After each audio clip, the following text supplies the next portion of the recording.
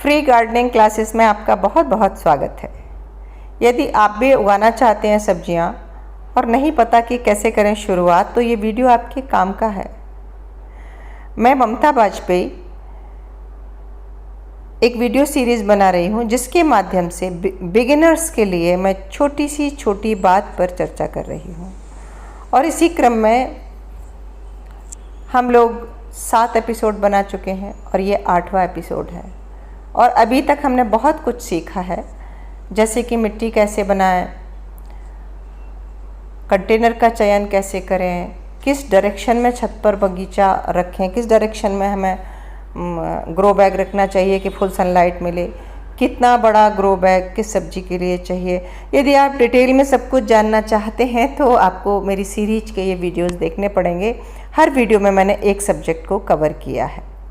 और जो आखिरी का मेरा एपिसोड था, उसमें हमने बीज पानी में गलाकर छोड़े थे और बहुत सारे कमेंट आ रहे हैं कि मैडम आपने जो बीज गलाए थे उनका अपडेट दिखाइए। तो बस इस वीडियो में मैं उनका अपडेट दिखाती हूँ। साथ ही मैं ये भी बताती हूँ कि तब तक मेरे बगीचे में मैं क्या तैयारी कर रही हूँ। बीज तो मैंने गलने छोड़ दिए हैं, 12 घंटे रात में गले रहेंगे, फिर मैं उनको निकाल कर टिश्यू पेपर में रख दूँगी और रात भर वो पूरे दिन 24 आवर्स वो टिश्यू पेपर में लिपटे रहेंगे और फिर वो अंकुरित हो जाएंगे। तब तक के लिए मैंने छत पर ही अपनी मिट्टी स्टेरलाइज कर ली। क्या होता है मिट्टी को स्टेरलाइज करना, मेरे पुराने एपिसोड में मैंने विस्तार से बताया है। दरअसल मुझे ये स्टैंड भी बनवाने थे गमलों के लिए, तो ये भी एक बहाना था। वो बड़े थे, ड्रम उठ नहीं रहे थे, तो हमने पूरी मिट्टी पलट दी। अब हमने इस मिट्टी में फिर से खाद मिला दिया, चूना, राख, नीम खली, वर्मी कंपोस्ट, सब कुछ मिला के और इससे पहले स्टेरलाइज कर लिया। तो हमारी मिट्टी तैयार है। कहने का मतलब ये है कि बीज लगाने से पहले कुछ दिन पहले मिट्टी तैयार करके रख लें। साथ ही ये टिप भी देखें कि हर 15-20 दिन के अंतर पे बीज लगाते रहें, ताकि मेरी ये कुछ बेलें इतनी लंबी हैं और कुछ के मैं अभी बीज लगाने वाली हूँ, तो हमें क्रम से सब्जी मिलती रहती है। तो चलिए फटाफट ये बीजों का अपडेट देख लीजिए कि जो ये रात भर 12 घंटे गले रहे और मैंने छत पर ही जो मेरा स्टोर रूम है वहीं छोड़ दिए थे। जो बीज ऊपर तैर रहे हैं वो ख़राब है, ये पहचान होती है। जो बीज तली में बैठ जाता है वो अच्छा बीज होता है। जो ऊपर तैरा 12 घंटे बाद तैर रहा है, डालते ही नहीं, 12 घंटे बाद भी उसने पानी सोख नहीं किया और वो तली में नहीं बैठा, तो वो खोखला बीज है, उसमें अंकुरण नहीं होगा, उसे आप हटा सकते हैं। जो तली में बैठ गए थे उन्हें मैंने टिश्यू पेपर पर रखा, 4 फोल्ड में किया, पॉलीथीन में रख दिया। पॉलीथीन में इसलिए कि पॉलीथीन मॉइस्चर को बचा कर रखेगी। बीज को अंकुरित होने के लिए मॉइस्चर चाहिए, हीट चाहिए, और इन दोनों के मिलने से अंधेरा भी चाहिए, बीज जल्दी अंकुरित होगा। तो मैं ये पॉलीथीन भी स्टोर रूम में ही यहाँ एक कोने में, अंधेरे कोने में दबा कर रख दूँगी और देखते हैं कि कब बीज अंकुरित होते हैं। मैं सारे अपडेट आपको इसी वीडियो में दिखाने वाली हूँ। हर बीज का जर्मिनेशन टाइम अलग अलग होता है। कुछ बीज बहुत जल्दी यानी कि 24 घंटे में ही उगाते हैं और कुछ फिर 48 आवर्स में और कुछ उससे भी लेट। साथ ही एक टिप कि बीज हमेशा नए होना चाहिए। नए बीजों का अंकुरण प्रतिशत, जर्मिनेशन रेट अच्छा होता है। ये हम 24 घंटे बाद देख रहे हैं। सुबह हमने लपेट के रखा था, पूरे दिन और पूरी रात ये स्टोर रूम में पड़े रहे और अब देखिए इसमें से कुछ बीज तो ज़रूर अंकुरित हुए हैं और कुछ नहीं हुए। कौन से अंकुरित हुए आप देखिए। ये है हमारी बीन, जिसे हम बरबटी कहते हैं। ये देखिए ककड़ी का बीज अंकुरित हुआ, बीन का बीज अंकुरित हुआ और तोरई या गिल की तोरई का बीज अंकुरित हुआ।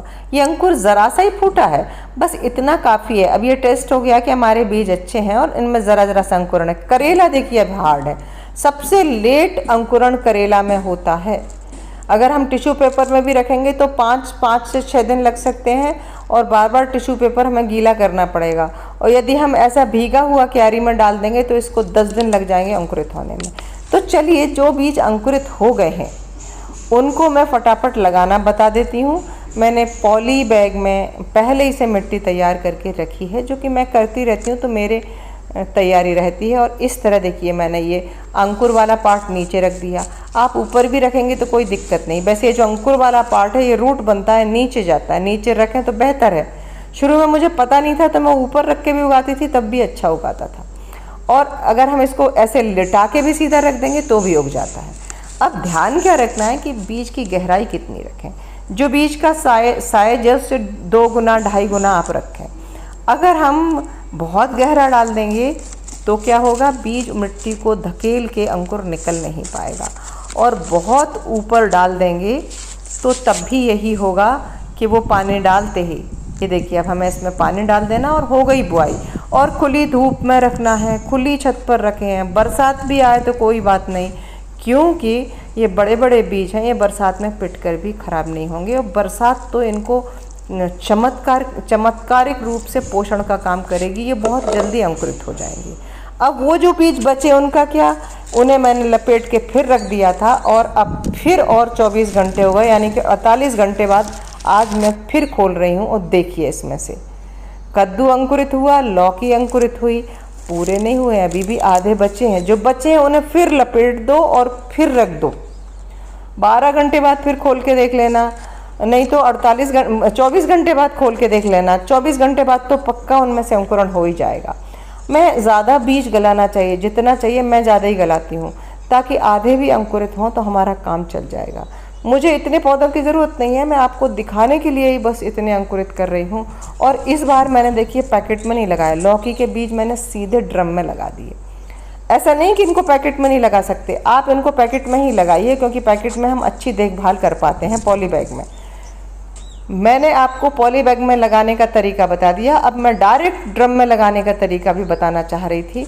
बस ये करके, और हमने बिल्कुल ढेले ढेले जैसी मिट्टी से ढका है, ताकि देखिए कद्दू भी लगा दिए, ताकि ऑक्सीजन जाती रहे। ऐसा हमने दबाया नहीं है हाथ से, हवा जाएगी, धूप जाएगी, और कहीं बरसात पड़ गई, पानी की फुहारें आ गई। ये मेरी पुरानी रिकॉर्डिंग है। वो बीज अभी अंकुरित नहीं हुए हैं, अंकुरित होंगे तब मैं उनका भी अपडेट दिखाऊंगी। ये मैं बता दे रही हूँ आपको कि अंकुरित होके इस तरह के हो जाएंगे, ये देखिए। और ऊपर का छिलका देखिए यहीं पड़ा है, आपको दिख जाएगा। और थोड़े बड़े होके, ये करीब 15-20 दिन का पौधा है, ये इतना बड़ा हो जाएगा। ये डायरेक्ट ड्रम में बोए थे, जो बेलें मैंने अभी बड़ी दिखाई थी, ये उनकी पुरानी रिकॉर्डिंग है। तो डायरेक्ट ड्रम में या बड़े कंटेनर में भी बो सकते हैं। ये वो बीज हैं, लौकी, तोरी, करेला वगैरह सब, जिनकी डायरेक्ट सीड सोइंग होती है। बैगन, मिर्च, टमाटर की डायरेक्ट सीड सोइंग नहीं होती। ये देखिए पैकेट में करेला लगा है। जब पौधा महीने भर का हो जाए तो ट्रांसप्लांट के लिए तैयार हो जाता है। अब मेरे जो आज मैंने जो सीड सोइंग की है, मैं उसका पूरा एक एक अपडेट आपको दूंगी। कब उनमें कितना अंकुरण हुआ, कब मैं उनको जब ट्रांसफ़र करूंगी तब आपको पूरा रिकॉर्डिंग दिखाऊंगी। मैंने इनकी भी रिकॉर्डिंग रखी थी, पर मुझसे कहीं मिस हो गई, नहीं तो मैं दिखाती। तो आप ये बात ध्यान रखिए कि बीजों को हम रात भर के लिए गला देते हैं, 24 घंटे के लिए पेपर में लपेट के रखते हैं, फिर हम हर 12 घंटे में चेक करते रहते हैं। और जब उसमें अंकुरण हो जाता है तो हम अच्छी तैयार की हुई मिट्टी में, पौध के लिए जो मिट्टी होती है वो थोड़ा सा, जो हमने मिट्टी बताई थी उससे अलग होती है। ये मिट्टी हमें हल्की बनानी चाहिए, तो हम इसमें चाहें तो कोकोपीट मिला सकते हैं। मेरी में धान की भूसी मिली है। भुरभुरी मिट्टी हो, थोड़ी रेत मिला लें, थोड़ा पत्ती की खाद हो तो वो मिला लें, अच्छी सॉफ्ट मिट्टी, ताकि अंकुर उस मिट्टी को धकेल कर ऊपर आ सके और नीचे जड़ें उस मिट्टी को धकेल कर नीचे तक जा सकें।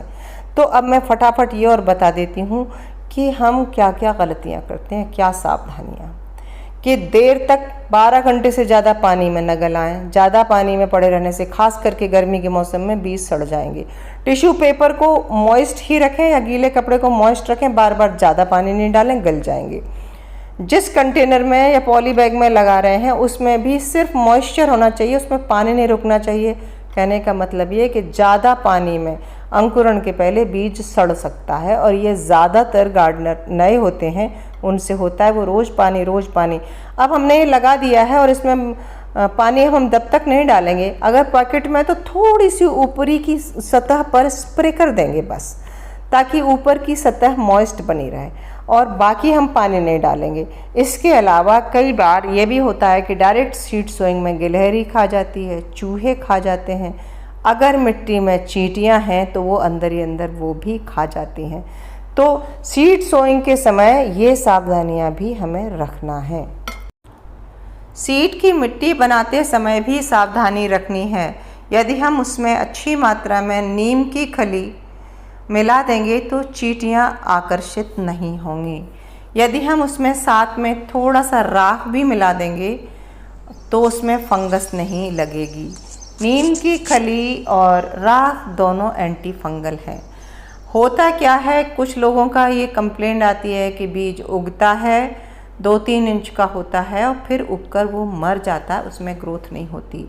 तब 2 ही कारण होते हैं कि अधिक मॉइस्चर से फंगस का आ जाना सबसे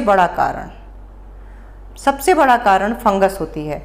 तो एक तो आप फंगस कंट्रोल रखें, दूसरा पानी संतुलित दें, तीसरा मिट्टी बनाते समय मैं बार बार रिपीट कर रही हूँ कि आप मिट्टी हल्की बनाएं, उसमें एंटी फंगल ज़रूर डालें। घरेलू मैंने राख और नीम की खली बता दी है, इतना ख्याल रखेंगे। और सनलाइट में ज़रूर रखें। यदि ये अंकुरित भी हो गया, 2 पत्ते आ गए और आपने डर के मारे इसे छाया में रख दिया कि अभी तो ये छोटा है, तो इसकी ग्रोथ रुक जाएगी। इसको छोटे में भी फुल सनलाइट चाहिए। बरसात भी आ रही है तो डरने की बात नहीं है, ये बरसात का पानी इसके लिए अमृत जैसा होगा।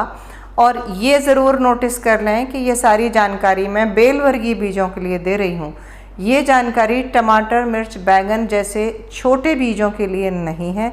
छोटे बीजों को हम बोने के बाद कपड़े से कवर करके या पॉलीथीन से कवर करके अलग रखते हैं, जो कि हमने एपिसोड नंबर 6 में मिर्च की पौध डाल के आपको बताया भी था। उसको पॉलीसीड से ढक के रख दिया था।